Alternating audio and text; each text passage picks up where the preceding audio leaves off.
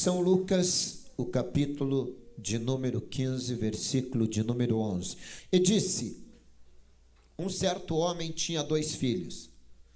O mais moço deles disse ao pai: Pai, dá-me a parte dos meus bens que me pertence. E ele repartiu por eles a sua fazenda. E poucos dias depois, o filho mais novo, ajuntando tudo, partiu para uma terra longínqua, e ali desperdiçou os seus bens, vivendo dissolutamente. E havendo ele gastado tudo, houve naquela terra uma grande fome, e começou a padecer necessidades.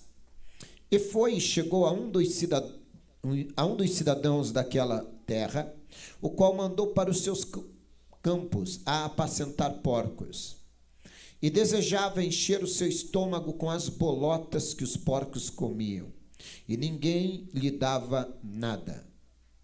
E tornando em si, disse: quantos empregados de meu pai têm abundância de pão, e eu aqui pereço de fome? Levantar-me-ei e irei ter com o meu pai, e dir-lhe-ei: Pai, pequei contra o céu, pequei contra ti. Já não sou digno de ser chamado teu filho. Faze-me como um dos teus empregados. E levantando-se foi para o seu pai, e quando ainda estava longe, viu-o seu pai, e se moveu de íntima compaixão, e correndo, lançou-se-lhe ao pescoço e o beijou. E o filho lhe disse: Pai, pequei contra o céu e perante ti, já não sou digno de ser chamado teu filho. Mas o pai disse aos servos: trazei-me depressa a melhor roupa e vesti-lo, e ponde-lhe um anel na mão e sandália nos pés. E trazei-me o bezerro cevado e matai-o, comamos e alegremo-nos. Porque este meu filho estava morto e reviveu, tinha se perdido e foi achado. E começaram a se alegrar. Diga: meu Deus, fala ao meu coração através da revelação da sua palavra. Pode se assentar, e se você pode aplaudir a Jesus, faça isso, porque ele é maravilhoso. Recomeçar não é nada feio quando alguém diz assim: mas vou ter que fazer tudo de novo. Recomeçar é nobre, recomeçar é legítimo, recomeçar é vontade de Deus. Porém, você nunca pode recomeçar cometendo os mesmos erros do passado que te levou ao fracasso. Então, recomeçar é importante. E eu vou dizer uma coisa para você: a maioria das pessoas se preocupam muito do começo. Mas eu comecei tudo errado, a minha vida está um inferno, não tem mais jeito para mim, eu sou oriundo de uma família pobre, eu nasci em uma situação, eu aprendi errado, meus pais ensinaram errado, meus avós ensinaram errado, a liderança espiritual que eu tinha me ensinou errado. Pastor, então a gente começa a criar paradigmas e desculpa para não recomeçar. E normalmente a gente vê pessoas dentro da igreja que criam certos julgamentos, porque como é que Deus olha o mundo? Como é que Deus olha a humanidade? Deus olha a humanidade como uma pessoa que pecou num todo, porque quando ele olha para baixo, ele não vê nenhum justo sequer. Então ele dá uma oportunidade para que todos tenham a oportunidade de um recomeço. Então, recomeçar é nobre para todo mundo. E não é como você começa, porque a gente sempre tem na igreja aquele estilo, vários estilos de pessoas. E a gente tem aquelas pessoas que dizem assim, às vezes elas olham para o outro que está do lado ali e dizem assim: pois é, aquele lá é um ex-assassino. Bom, eu nunca matei ninguém.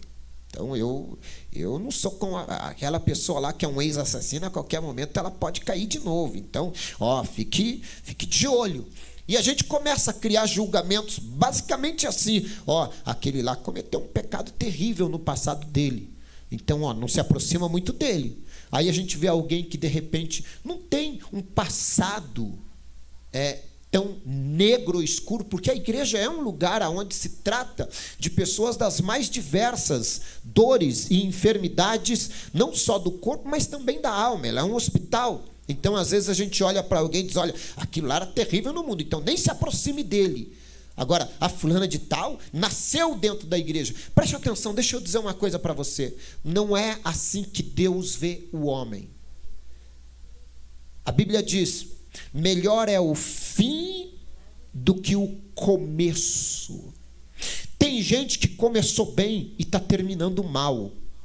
Não é como você começa que determina a sua vida, mas é como você vai terminar a sua vida é que vai determinar isso. Ou seja, você pode não ter tido um bom começo, mas você terá, e eu vou profetizar, um final feliz. Quer ver? Pessoas que começaram bem e alguns tragicamente terminaram mal e alguns terminarão mal. Lúcifer começou aonde? Vai terminar onde? No lago de fogo, de enxofre. Começou bem. Então não é como você começa, é como você vai terminar. Quer ver pessoas que começaram até bem? Adão e Eva começaram bem ou não começaram? E como eles estão terminando? Terminaram. Como eles terminaram? Terminaram sendo expulsos do jardim e trazendo uma tragédia à humanidade. Quer ver pessoas que começaram bem na Bíblia? Judas começou bem, não começou? 1 dos 12, sendo chamado aparentemente o mais adequado para lidar com finanças. Então, era uma pessoa que qualquer um diria. Vou dar um exemplo aqui. Se você tivesse que escolher, você tem 12 pessoas na sua equipe, a empresa vai arrebentar, a empresa vai bombar, vai vender milhões. Aí você tem que tratar os 12, colocar um para ser o representante de vendas, o outro para ser lá o técnico da parte digital da empresa. Você vai escolher o outro para ser aquele que recruta pessoas. Você vai escolher o outro que vai ser aquele que vai lidar com o problema em si, se deslocando. E aí você vai escolher um para cuidar do dinheiro da empresa, para ser o administrador. Você vai escolher a pessoa que você mais confia ou a que você menos confia para cuidar do dinheiro. Então você vai traçar um perfil de aparente confiança. Perfil de aparente confiança. E você diz, não, essa é a pessoa que você... A pessoa que fala muito ou que fala pouco que você vai escolher para lidar com o dinheiro? Hã? E é aí que a gente começa a perceber. Então não existe um perfil que você... Porque Jesus escolheu... por que Jesus escolheu o Judas, pastor? Porque ele queria dizer para nós, e para mim e para você, que independente das escolhas nossas, todas as pessoas têm o direito de decidir a vida delas. Aparentemente pessoas boas ou aparentemente pessoas ruins. Aparentemente pessoas boas se perdem no meio do caminho e aparentemente pessoas ruins se reencontram no meio do caminho, começam mal e terminam bem, e outras começam bem e terminam mal. Judas começou bem e terminou mal. Então o critério de avaliação e de escolha você tem que colocar diante de Deus. E quando eu vejo tudo isso, a gente começa a entender que julgamentos... Está repetindo muito um eco aqui, bem baixinho aqui. Eu estou ouvindo eu falando mentos, bem baixinho aqui. Esse eco aqui, quando eu falo, esse tem que tirar. Julgamentos são terríveis. Quem está entendendo, diga amém. Esses julgamentos. Então, como é que... Porque eu estou falando com alguém aqui que talvez pessoas estão olhando para você e estão dizendo para você assim, para você não tem mais jeito. E aí você se autodeprime. Você acredita em pessoas, e na maioria das vezes pessoas que não te suportam, que não gostam de você, ou que tem alguma picuinha, alguma coisa. Alguém que no passado viveu um problema familiar, e aí a nora falou não sei de quem, a cunhada falou da concunhada, e você começa a ver tudo isso, e a gente vai criando isolamentos. O problema não é tanto criar isolamentos É um grande problema também, porque a gente às vezes acaba cortando laços que poderiam nos conectar a grandes vitórias, porque a gente cria associações. Porém, o grande problema não é apenas esses laços que a gente corta, mas é os julgamentos que a gente acaba criando de pessoas. Vou dar um exemplo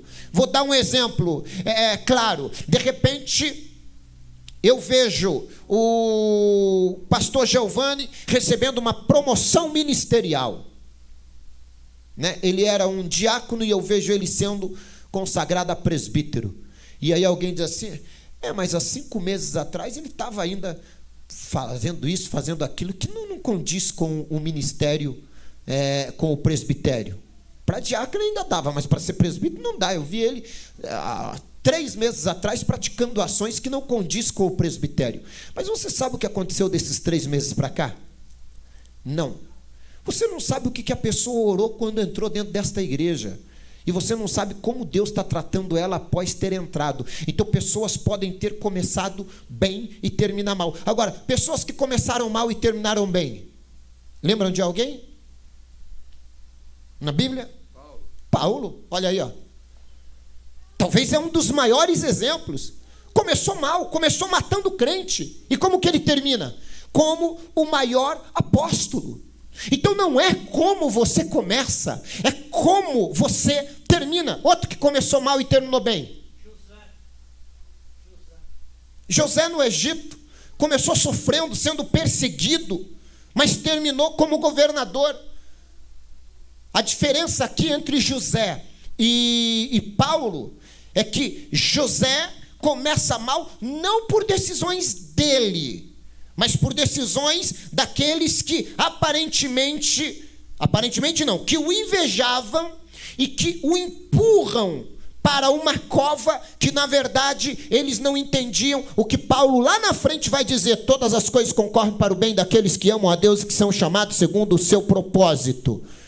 Agora, quer ver outro que começou mal, teve uma história ruim e de repente termina bem? Aqui nós acabamos de ler. Ele começa pedindo a herança, ao contrário do irmão, que começa bem e termina, a gente nem sabe como termina. E eu falei sobre isso alguns dias atrás, que quando o texto acaba sem a gente saber se o filho mais velho entra dentro da casa. O meu tema alguns dias atrás, eu não sei se foi um domingo, foi sobre o mais velho, mas hoje eu quero falar sobre o mais novo. Este filho, ele cresce dentro de uma fazenda, ele cresce, eu estou historiando para vocês entenderem, ele cresce ao lado de um irmão, de um pai, de funcionários. Ele cresce vendo a excelência, ele cresce vendo as formas de administrar, mas ele não consegue absorver o ambiente, ele não consegue absorver o caminho. E ele, ao invés de olhar para o que estava acontecendo dentro da fazenda, ele olha para uma falsa aparência fora da fazenda. Eu não sei, vamos colocar aqui uma ilustração. De repente é o dia que ele vai para uma faculdade, e quando ele chega lá, ele vê os amigos saindo da faculdade, indo para o barzinho, indo para a balada, e ele diz: não, eu tenho horário para chegar em casa, porque na casa do pai tem ordem. Diga comigo: na casa do pai tem ordem. Então ele olha para os amigos e diz: não, mas eu tenho que ir para minha casa. Então os amigos diziam: que isso, cara, você andando com uma caminhonete dessas, né, fazendeiro, tem que obedecer papai e tal, e etc. E foram falando: não, a gente tem que curtir a vida, a gente tem que desfrutar, a juventude passa muito rápido, vamos curtir a vida e etc. Até que um dia ele resolve acreditar nos amigos. Quando é que a ruína começa a acontecer na vida de uma pessoa? É quando uma segunda voz entra no meio das suas decisões. Essa segunda voz pode ser motivada pela ganância. Essa segunda voz pode ser motivada por um ressentimento. Essa segunda voz pode ser motivada por um ciúme. Essa segunda voz pode ser motivada por uma depressão. Esta segunda voz pode ser motivada por uma enfermidade que você está sofrendo e você não entende. Esta segunda voz pode ser a mesma voz dos amigos de Jó que vem lhe acusar quando ele não devia. Esta segunda voz pode ser a voz da mulher de Jó quando diz: amaldiçoa esse teu Deus e morre. Esta segunda voz pode ser a voz da serpente que aparece para Eva e diz: come. A primeira voz sempre será a voz de Deus. E como eu sempre digo, antes de ouvir qualquer outra voz, ouça a voz de Deus. E uma outra voz vai entrando na mente e no coração do filho pródigo, do filho mais novo. A palavra pródigo significa aquele que gasta sem controle. E ele então chega em casa um dia e diz: pai, estava pensando aí, vamos dividir a fazenda? O que é a minha parte? Eu quero administrar a minha parte. Eu queria tudo que é meu. Vamos para o versículo, olha o que diz. O versículo 11 em diante começa dizendo o seguinte: um certo homem tinha 2 filhos. O mais moço disse ao pai: dá-me parte dos meus bens que me pertencem. Eu queria a minha parte, pai. E o pai repartiu por eles. Volta um pouquinho. Repartiu por eles. Eles. Tem o filho mais velho, tem o filho mais novo e tem a minha parte. O pai é justo, diga comigo, o pai é justo. Repartiu por eles a fazenda. Agora sim, versículo 13. Pouco depois, o filho, depois que tinha os papéis na mão, agora é a minha parte, é quase que como que se fosse uma afronta ao pai. Quase não, era uma afronta. O filho mais novo pegou tudo e falou: pai, estou indo embora. E ele foi para uma terra, ele não quis ficar por perto. Talvez ele pensou: papai vai querer ficar vindo me instruindo, vai querer ficar vindo, eu vou usar a palavra que os jovens falam por aí, me azucrinando, me enchendo o saco. Sabe o que eu vou fazer? Eu vou ir para bem, eu quero distância.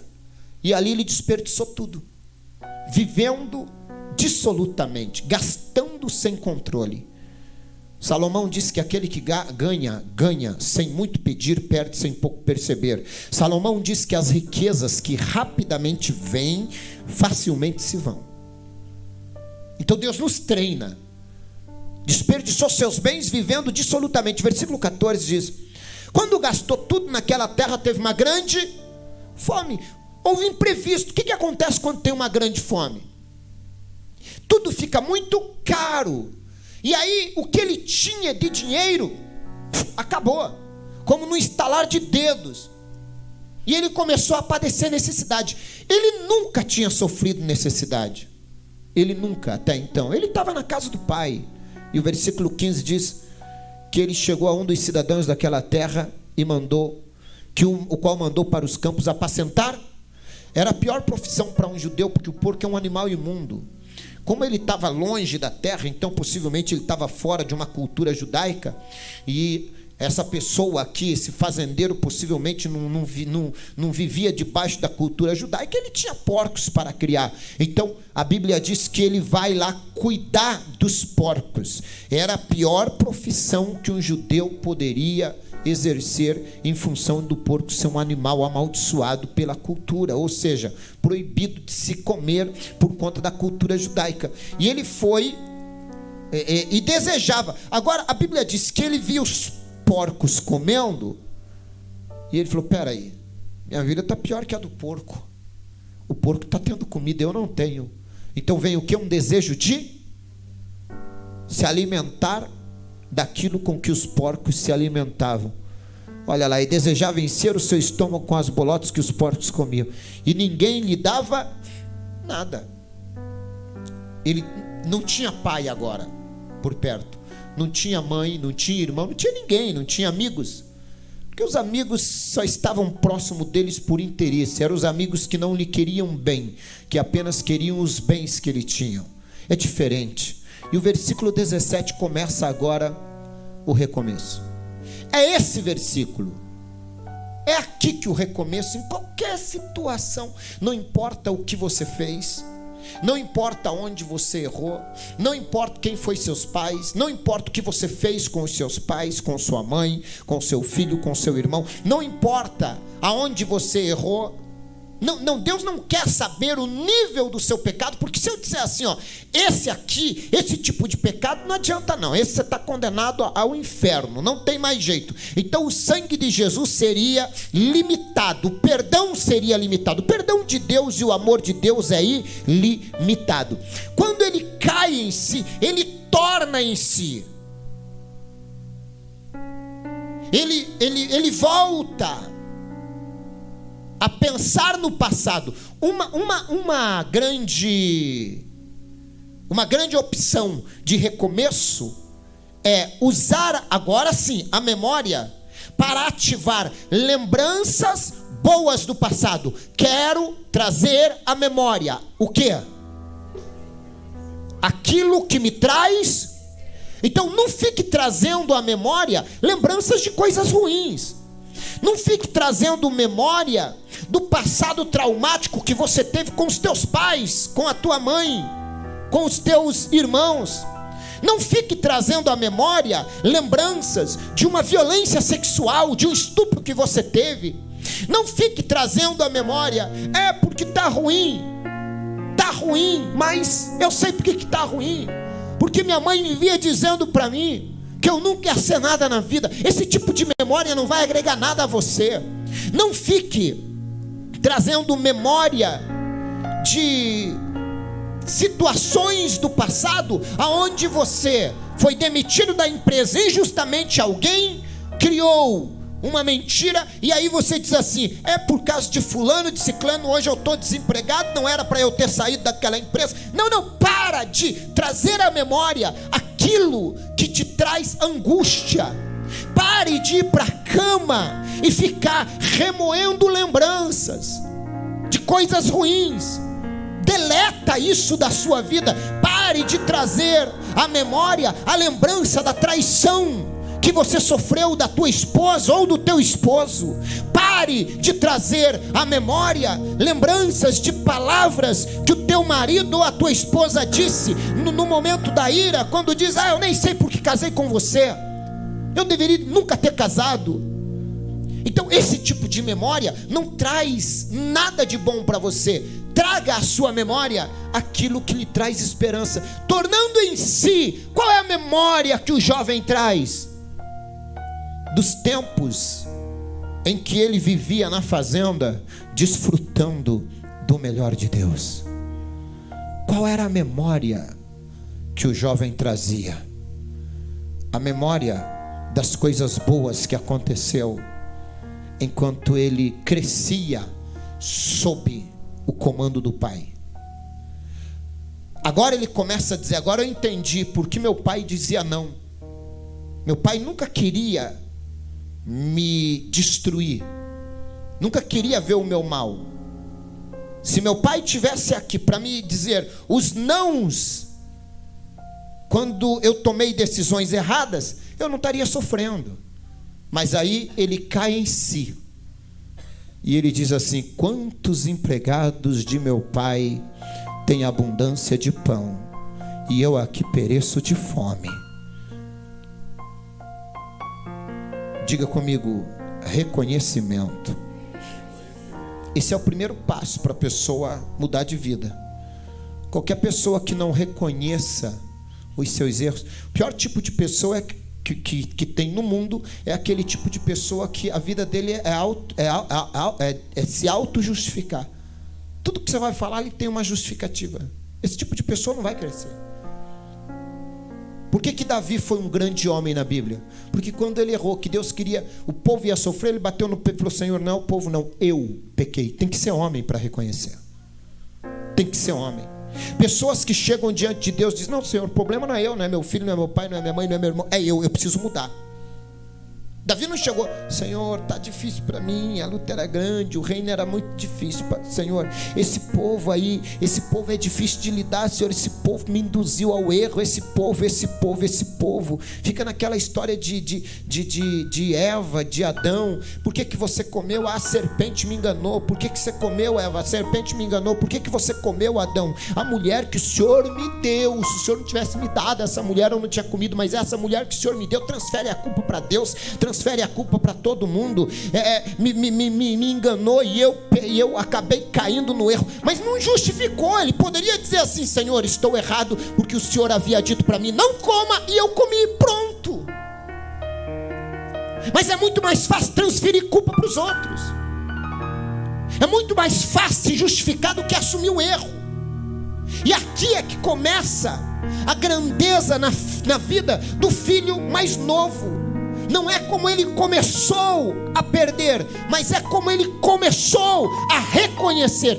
Todo reconhecimento necessita de humildade. Temos que ser humilde para dar a mão à palmatória e dizer, eu pequei, não é culpa de ninguém, fui eu. A Bíblia diz, aquele que confessa e deixa alcança a misericórdia.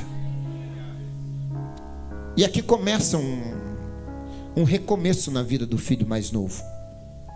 Depois ele diz assim, depois que você enxerga, pontua o seu problema, porque o que ele está fazendo aqui? Volta só um pouquinho. O que ele está fazendo quando ele torna em si? Ele está tendo uma fotografia do passado. Ele está tendo uma análise da vida que ele vivia e uma autoanálise da vida dele e de tudo que acontecia em volta. E ele diz, espera aí, se eu tivesse certo, o mundo estaria sofrendo e eu não, mas eu é que estou passando fome. Os empregados de meu pai, a quem eu julgava e busquei a minha liberdade para ir bem longe dele, os empregados de meu pai têm pão em abundância. Quem é que está perecendo? Eu. Então, o critério que você tem que criar, quando você for traçar um paralelo, você tem que perguntar, mas quem é que está mais pior na história? Eu ou é ele? Esse foi o critério. Lá na casa do meu pai pode estar errado, mas quem está passando fome sou eu? Como é que pode? Então, a humildade te leva a fazer avaliações. A humildade te leva a avaliar, peraí, se eu acho que fulano está errado, por que eu estou pior que fulano? Se eu acho que fulana está errada, por que eu estou pior? Se eu tento justificar o que o outro ou a outra pessoa está fazendo, se eu tento justificar de forma errada, eu vou me acertar com Deus. Foi o que os amigos de Jó fizeram. Criaram uma justificativa que não era verdadeira. Deus falou, a oração de vocês eu não aceito, porque vocês não têm dito que é verdadeiro a respeito do meu servo Jó. Então ide a meu servo Jó e o meu servo Jó vai orar por vocês. Bom, se a pessoa está melhor que eu, por que eu tenho que julgá-la e criticá-la? Tem alguma coisa errada. É o que o Senhor fez com Caim e Abel. Deus deu uma oportunidade de recomeço para Caim. Quando ele começou a se sentir mal pela vida do irmão, porque tem gente que não consegue ter prazer por causa da vida dos outros. Tem gente que não consegue se alegrar com a alegria dos outros. Tem gente que não consegue ter felicidade na felicidade dos outros. Aí o Senhor disse para Caim, o pecado está na tua porta, agora cabe a você dominá-lo. Se você fizer que nem seu irmão, todavia você não será aceito, porventura você não será aceito, mas todavia você tem o direito de escolher. Você pode fazer o que o outro está fazendo e ser aceito como o outro está sendo aceito, ou pode tomar o seu caminho até matar, se vingar do outro. Agora vai ter acerto de conta entre eu e você. Está vendo como a análise do filho pródigo é uma análise inteligente? Quantos empregados de meu pai têm abundância de pão? Todo recomeço é preciso voltar no tempo e avaliar as coisas certas e as coisas erradas. Tem abundância de pão, quem está perecendo sou eu. Todo recomeço é preciso ter humildade. É preciso o quê? Humildade. Pessoas que não são humildes não recomeçam. É preciso recomeçar num casamento, numa empresa, numa escola, em qualquer lugar do mundo.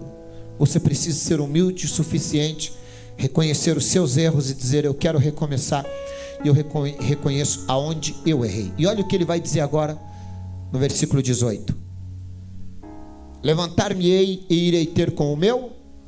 Diga comigo, é preciso ter coragem, porque nessa hora o diabo vai aparecer para você e vai dizer: teu pai vai te tocar de lá, teu pai vai soltar os cachorros em cima de você. Você acha que eles vão querer te aceitar? Você acha? Essas são as vozes do diabo, não é a voz de Deus. Essa é a voz do diabo. Quantas pessoas desviadas, quando pretendem voltar para a igreja, fica esse voazeiro de Satanás na mente deles: os irmãos não vão te querer lá nunca. Agora outro já assumiu o teu lugar lá no ministério do louvor, outro já assumiu o teu lugar lá na portaria da igreja, outro já assumiu o teu lugar lá, ainda que seja para limpar o banheiro da igreja, outro, a fila anda, meu filho. Outro já assumiu o teu lugar como obreiro, outro já tem outro diácono ajudando o pastor Alexandre, já tem outro presbítero lá passando a bandeja da Santa Ceia. Ninguém vai te aceitar. Mas aqui está a grandeza. Ele diz: eu levantar-me-ei e irei ter com o meu pai, e eu vou falar com o meu pai. Eu não vou apresentar ao meu pai as minhas desculpas. Todo recomeço não pode ser a partir de desculpas apresentadas. É diferente desculpas apresentadas de desculpas pedidas. Eu não vou apresentar as minhas desculpas. Eu vou dizer para o pai: eu vou apresentar a ele a minha culpa. Eu não vou chegar falando do meu irmão mais velho. Eu não vou chegar falando dos jornaleiros. Eu não vou chegar falando para o meu pai e dizer: pai, sabe por que eu saí de casa? Porque eu sempre queria chegar mais tarde em casa. Os meus amigos todos chegavam, mas o Senhor nunca me permitiu. Sabe por quê, pai? Porque quando eu era criança eu vi o Senhor comprar um carrinho bem bonito para o meu irmão, e para mim o Senhor comprou um carrinho mais feinho, pai. Pai, porque um dia eu vi o Senhor gritando comigo e não gritou com o meu irmão. Não, ele não chega apresentando desculpas. Ele chega dizendo: errei, pequei e quero recomeçar. Não tem coração de um pai amoroso que não se quebre quando o filho diz: pai, sempre errei e quero mudar de vida. Sou responsável pelos meus atos, sou o culpado, mas quero lhe pedir perdão. Quero ser melhor. Reconheço todas as minhas fragilidades. Não tem. Quando esse filho chega diante do pai e diz: eu pequei, pai, e eu vou mostrar para o Senhor aonde é que eu pequei. Eu não vou ocultar nada, o Senhor sabe, mas eu só quero ser claro e dizer que eu sei dos meus erros. Se eu sei dos meus erros, eu sei aonde eu vou consertar. Se eu fico apresentando desculpas ao Senhor, então eu não sei dos meus erros de forma muito clara. Então isso cria-se um nevoeiro entre o entendimento e as decisões que eu vou tomar. Agora, se eu sei aonde eu errei, eu estou dizendo: eu não vou mais cometer estes erros. E ele diz: eu pequei contra o céu, porque quando eu desonro o meu pai, eu desonro a Deus, porque o mandamento de Deus é este: honra teu pai e tua. Quando eu desonro os meus pais, eu desonro a Deus. Por quê? Porque quem decidiu quem seriam os meus pais? Deus. Então, quando eu vou contra uma decisão dos meus pais, uma decisão de Deus, porque a primeira decisão de Deus a meu respeito é quem seria meus pais. Então eu não posso culpar e desonrar meus pais. Eu tenho que rever a minha vida. Então eu pequei contra o céu. E aí ele diz assim: eu pequei contra o Senhor. Eu sei aonde é que eu tenho errado. Eu só quero uma oportunidade de recomeçar. Agora, diga comigo: humildade. Versículo 19. Humildade. Já não sou digno de ser chamado teu filho. Eu reconheço isso. Eu de maneira nenhuma quero usurpar o direito dos outros, porque o recomeço é um aprendizado. Você não pode recomeçar sob a destruição de outras pessoas, destruindo outras pessoas. Não, eu quero voltar, mas eu quero ser... Não, a gente já tem um presbítero. Não, tira ele, porque aí eu volto. Se o senhor tirar ele, eu volto. Não é esse o recomeço. O recomeço é: eu não sou digno de ser chamado teu filho, mas se me permitir sentar no banco da igreja e apenas ouvir a palavra que todos os domingos eu ouvia, Deus, eu não sou digno mais de ser o obreiro que eu era. Eu não sou digno mais de ser o cantor que eu era, o instrumentista que eu era, né? O músico que eu era. Eu não sou digno de ser o porteiro que eu era. Eu não sou digno, Senhor, mas eu queria pelo menos ter o privilégio de poder participar os domingos da Santa Ceia e ouvir aquela palavra. Só isso, porque eu vejo a alegria dos jornaleiros do Senhor, porque todos os dias eles têm pão para comer. Eu só quero ser como um dos menores, como um dos seus empregados. É nesta hora que o pai diz: não, filho, você não será como qualquer um. Você não será, não. O teu lugar ainda está reservado. Você tem que ter a convicção de que Deus tem um lugar especial sempre para você. Aquele banco, tem até um hino antigo que diz: aquele banco permanece te esperando. Ou seja, a cadeira que você ocupava não é ocupada por outro. A missão que um dia Deus te deu, outro não vai ocupar. Porém você precisa entender: dê tempo ao tempo, e Deus fará com que tudo que um dia Ele te prometeu se cumpra. Mas isso é história ainda. Isso aqui é a imaginação dele. É como ele está se imaginando. Ele está dizendo: eu vou voltar lá, eu vou falar com o meu pai. Eu acho que ele ensaia, porque agora ele está barbudo, agora ele está mal cheiroso, agora ele está cabeludo, agora ele está virado em um mendigo. Não era o executivo, não era o filhinho de papai. Estava fedendo. Mas a realidade é dura. Mas você tem que encarar.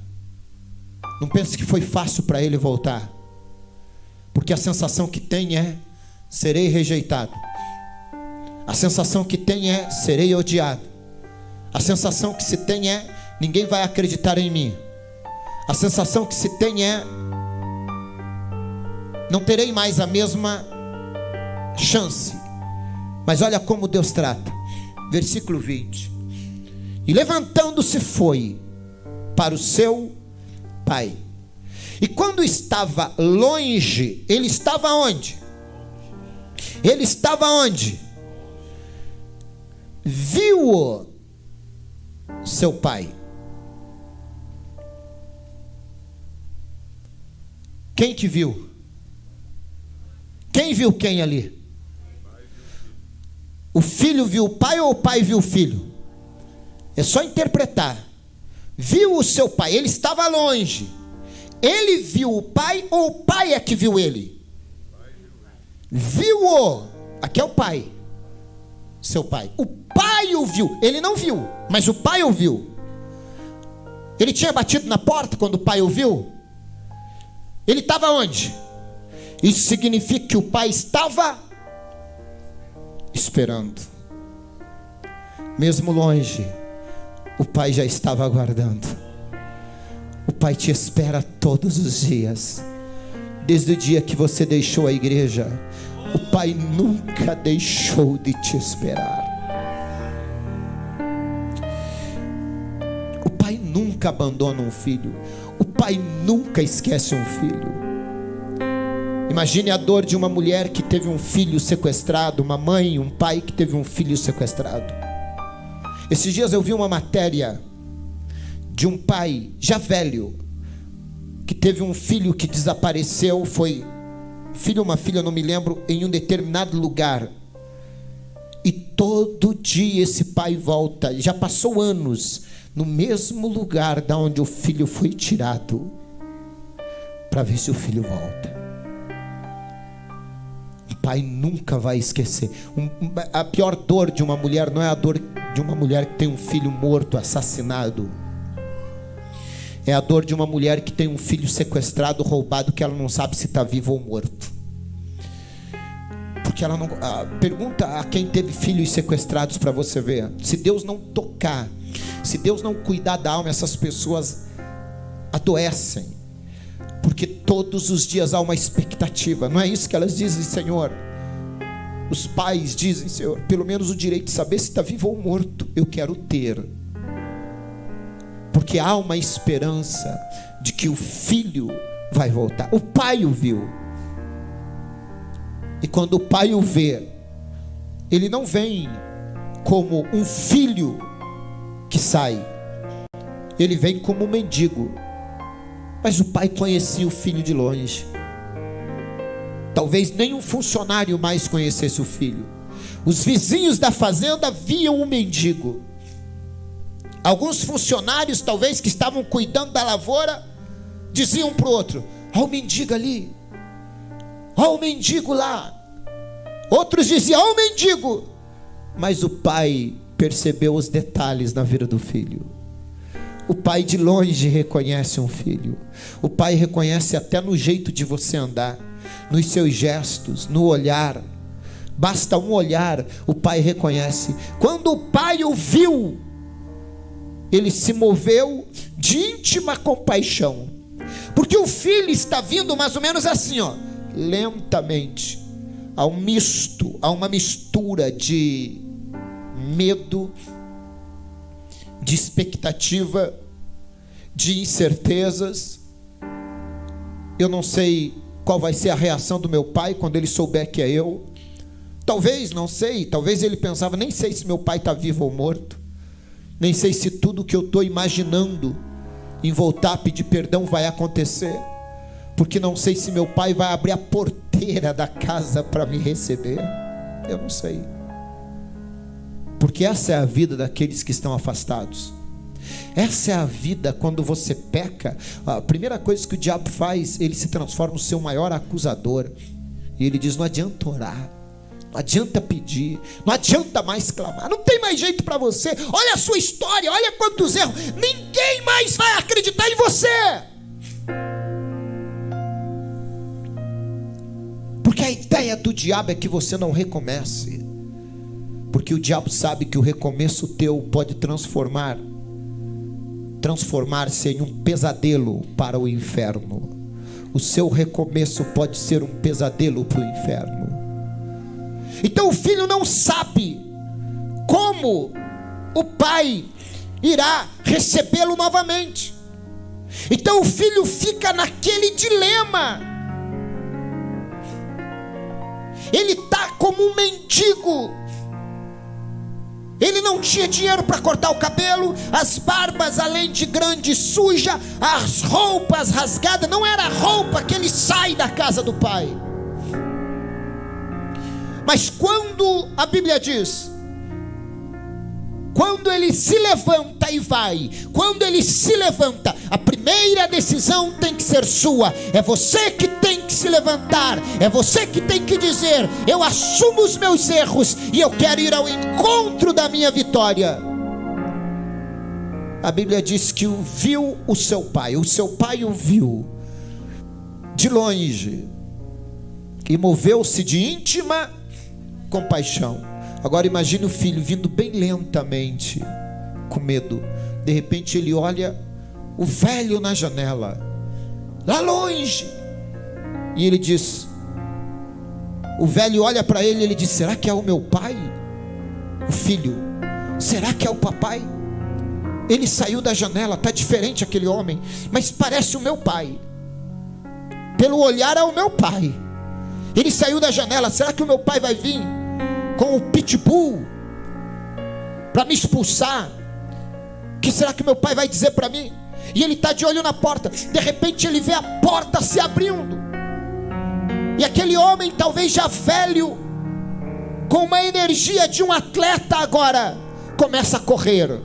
E olha o que a Bíblia diz: correndo, lançou-lhe ao pescoço. Ninguém corre e se lança ao pescoço de um filho sem abrir os braços. Quando o filho olha o pai saindo pela janela, pela porta, saindo da janela, indo para a porta, de braços abertos, o filho estava dizendo: eu estou sendo recebido novamente por meu pai. E o pai corre. O filho, talvez o filho até recuou, disse: para, pai, eu estou fedendo, eu estou mais cheiroso, pai. O pai pula no braço, no pescoço do filho. O pai, eu acho que voou sobre o filho. Olha o que a Bíblia diz: lançou-se-lhe ao pescoço. Ele não chegou devagarinho para abraçá-lo, não. Ele chega e se lança sobre o filho. Mas o filho estava fedendo, o filho estava mal cheiroso. Mas a Bíblia diz que o recomeço começa aqui, quando o pai coloca todas as diferenças entre ele e o filho de lado. E o pai dizia: tua alma vale mais do que tudo neste mundo. Eu estou curando a tua alma hoje. Eu não estou abraçando apenas você, eu estou abraçando a tua alma. Eu estou lhe acolhendo, eu estou lhe devolvendo o direito de ser novamente reintegrado. É recomeço, meu filho. Pai, pequei contra ti, pequei contra o céu, já não sou digno de ser chamado teu filho. Faz-me um dos teus jornaleiros, pai. E o pai diz: não, filho, eu já estava te esperando. Trazei-me o anel, toma banho, filho. Trazei-me a roupa, matem o bezerro, vai ter festa. Recomeço. Vai ter festa. O Espírito Santo está falando comigo. Vai ter festa. Vai ter festa. O pai está te esperando. Vai ter festa com você que está me acompanhando pela live. Vai ter festa com você que está me acompanhando pelo Facebook. E a única coisa que você tem que fazer é dizer: eu quero recomeçar. Eu quero que você fique em pé.